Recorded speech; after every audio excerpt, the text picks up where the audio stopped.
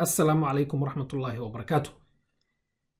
كسو دوادا جنالك سيار ورسمي إذين سو قدبيو عشرو فكردو تلوين يا أرماها تكنولوجيا waxaan caawa idiin soo gudbinayaa survey ama baaritaan ay sameeyeen Stack Overflow. qofkii aan aqoonin, Stack Overflow waa website su'aalo iyo jawaabo programming iyo development la xiriir la soo dhigo. waxaa bishii booqdo 50 milyan oo unique visitors ah ay dhahan. taas waxay ku tusinaysaa baaxadda iyo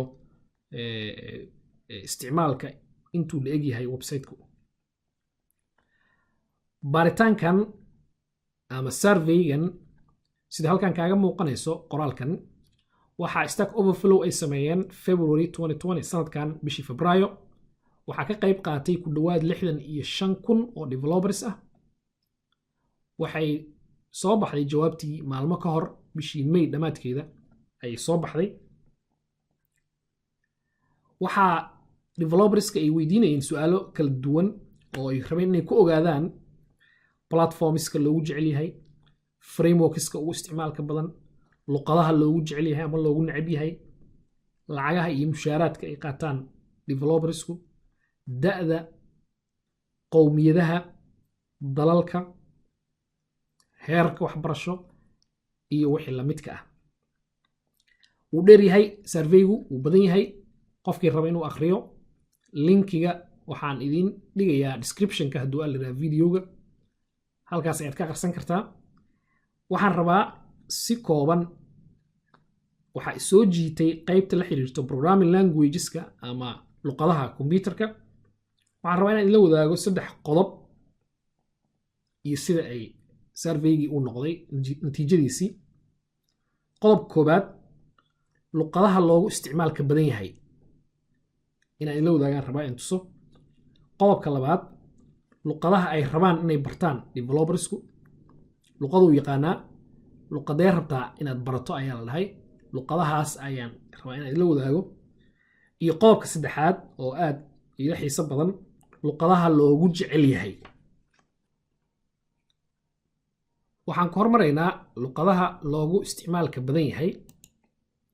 haddii aan halkan tagno wuxuu ku tusayaa most popular technologies.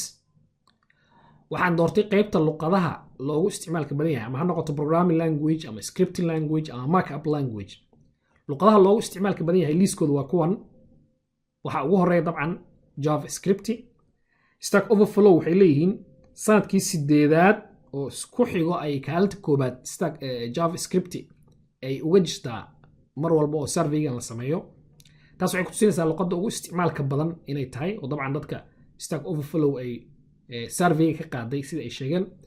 HTML iyo CSS iyo SQL waa la fahmi karaa qaab sababta ay saddexdan ugu isticmaalka badan yihiin. website-yada oo dhan waxa ay ku dhisan yihiin JavaScript iyo HTML iyo CSS ayaa aasaas u ah. SQL databaseska badankood luqadda ay isticmaalaan waaye. Python ayaa ku soo xigto, luqad caan ah oo ayaantan dambe aad loo isticmaala ah. Java oo luqad muddo dheer la isticmaalay ah. haddaa fiiriso waxaa ku jira liiska C#, PHP iyo kuwo kaloo badan. liiskan haddaa fiiriso luqadaha jaamacadaheena lagu dhigo waxaan u malaynayaa badankood way ka muuqanayaan. JavaScript waa lagu dhigaa meelaha badankood. HTML, CSS iyo SQL jaamacad walba waa lagu dhigaa. Python jaamacadaha hadday bilaabeen badankood. Java iyo C# iyo PHP, C++, C intaan ogahay jaamacadaha badankooda iyagana waa lagu dhigaa. liiskan marka waa luqadaha loogu isticmaalka badan yahay. inaguna dabcan dadkaas ilaa xad qayb ayaan ka nahay aan isleeyahay haddii dhankaas loo fiiriyo. liiska labaad waa luqadaha ay rabaan programmersku inay bartaan. dadkii surveyga laga qaaday luqaduu isticmaalaa, luqadee jeceshahay kale inaad barato. luqaduu isticmaalaa ama ku shaqeeyaa, laakiin sanadka soo socdoo kale ama bilaa soo socdo luqadee is leedahay waa rabtaa inaad baratid oo kale waay. waxaa kaalinta koobaad halkan ka ah oo dadku ay leeyihiin waa rabnaa inaan barano Python. waxaa laba ah JavaScript, Go, TypeScript, Rust, Kotlin, Java, C++, SQL, C# iyo kuwo badan oo la mida. isagana haddaa fiirso waa luqadaha ay isleeyihiin amaad barataa oo ay rabi lahaayeen inay bartaan. liiska saddexaad oo aan raba cabaar inaan isdul taago waa luqadaha ay jecel yihiin, luqadaha loogu jecel yahay aan dhehe, luqadaha loogu jecel yahay. loogu jecel yahay marka qofkan uu isticmaalaa, wuu ku qancay inuu si isticmaalo ayuuna rabaa. luqadaha loogu jecel yahay waxaa kaalinta koobaad ku jirta luqad la yidhaha Rusty. maalmo ka hor ayaan akhrinayay Rusty. Microsoft iyo Google ayaa browserskooda waxay ka guurayaan C iyo C++. Google Chrome iyo Microsoft Edge ayaa waxay ku dhisan yihiin sida aan akhrinayay C iyo C++. marka waxay labaduba lahaayeen C iyo C++ memoriga iyo managementigiisa iyo performancega iyo intaa wax ka dambeeyo ma sii meel dambe loo sii wada ma lahan, meeshii ugu dambeysay la gaarsiin karaa la gaarsiiyey. marka waxaan u guuraynaa Rusty. Rusty waxaa develop gareeyay ama sameeyey Mozilla shirkaddan la yidhaha oo iyaduna Firefox browserkan la dhaho samayso Firefox. Mozilla waxay browserkan Firefox wuxuu ku samaysan yahay Rusty. dabcan shirkado kalena way isticmaalaan. Stack Overflow waxay leeyihiin sanadkii shanaad ayaa luqadda loogu jecel yahay ay tahay oo kaalinta koobaad ay ku jirtaa. sida kuu muuqanaysa liiska waxaa kaalinta labaad ugu jira luqad la TypeScript. TypeScript waxaa sameeyey Microsoft, iyadana waa sidii JavaScript oo kale. JavaScript superset of JavaScript waa lahaa. waxaa badanaa loo isticmaalaa ay dhahaan larger projects waaweyn ayaa loo isticmaalaa. TypeScript iyo Python sanadkii hore kaalinta labaad ay ku wada jireen. hadda laakiin sida muuqanayso TypeScript ayaa wax yar horeyso, Python ayaa ku xigto. Python dabcan waa luqad iyadana ayaantan dambe aad loo isticmaalo oo shirkado waaweyn ay isticmaalaan. waxyaabaha aadka loo isticmaalo waxaa ka mid ah data science iyo machine learning iyo arrimahaas ay caan ku tahay. luqadda ku xigto Kotlin ayaa la yidhaha. Kotlin way cusub tahay, waa luqadaha yarar ka mid a. waxaa lagu develop gareeyaa ama loo sameeyey Android applications in lagu sameeyo. waxaa la dhahaa waa luqad Java ay shabahdaa ilaa xad. luqadda Java ay syntaxkii isleeyihiin. aad ayaa iyadana loo jecel yahay ayaantan dambe. waxaa ku xigta luqad la yidhaha Go waxaa sameeyey Google. aan ku laabto Kotlin waxaa sameeyey JetBrains. shirkad la yidhaha JetBrains waa shirkad samayso IDE-yada caanka ah sida PyCharm iyo IntelliJ IDE-yadaas shirkad samayso ayaa samaysay. Go waxaa sameeyey Google 2007. iyadana waa luqad C language ay shabahdaha la lahaa, laakiin way ka fududahay. luqadaha soo shacbaxaya ayaantan dambe ay ku jirtaa. luqadda ku xigta waxaa la yidhaha Julia waxaa waa magaca gabdheed. waxaa iyadana loo isticmaalaa arrimaha machine learning, visualizations iyo data science iyo arrimahaas ayay ku fiican tahay la lahaa. Python iyo R iyo kale ayaa loo isticmaalaa. luqadda ku xigta waxaa la lahaa Darty waxaa samaysay Google. waxay ugu tala gashay high performance applications in lagu sameeyo. waxaa badanaa la isticmaalaa Flutter. mobile applicationska ay caan ku tahay Darty, Flutter la isticmaalaa si loogu develop gareeyo Android iyo iOS applications simultaneously.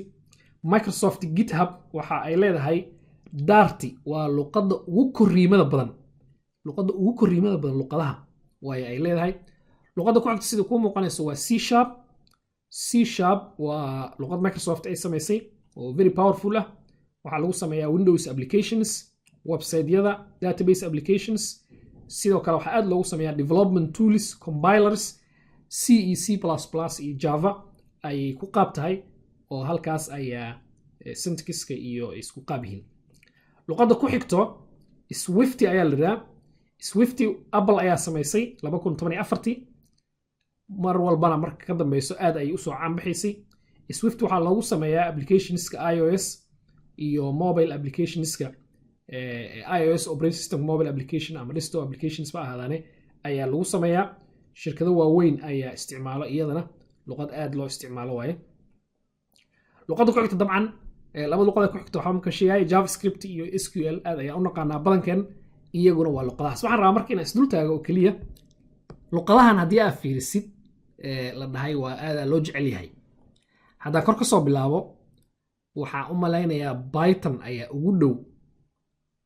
waxaan u malaynayaa ilaa SQL markii laga soo gaaro 11 luqadood waan u malaynayaa 11 luqad ugu horeyso SQL iyo JavaScript iyo C# iyo Python oo jaamacadaha qaar lagu dhigo 4 luqad oo kamid ah ayaan u malaynayaa inaan isticmaalno ama aan jaamacadaheena lagu dhigo. waxaa meeshaas aad dareemaysaa luqadahan qaar badan ay kamid way cusub yihiin ama sanadahan dambe ay soo xoogeysteen sida haddaba aan ka sheekeynaynay Kotlin iyo Dart iyo Swift iyo kuwa la midka ah iyo TypeScript dabcan lafteeda.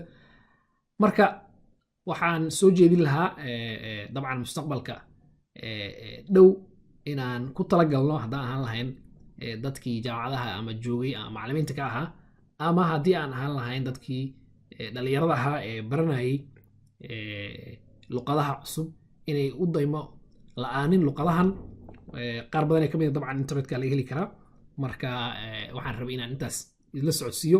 dabcan surveygu wuu dheeryahay adinkaan idin daynayaa inta kale qofka rabo inuu sii guda galo meelaha muhiimka aan isleeyahay waxaad badanaa ka faa'iidin kartaa. waxaa kamid ah platformska, waxaa kamid ah waxyaabaha aad sahmin karta ama wax ka ogaan karta frameworkska loogu isticmaalka badan yahay iyo kuwa la midka ah. waxaan rabay in la wadaago waa ku mahadsantihiin daawashadiina. wassalaamu calaykum waraxmatullaahi wabarakaatuh.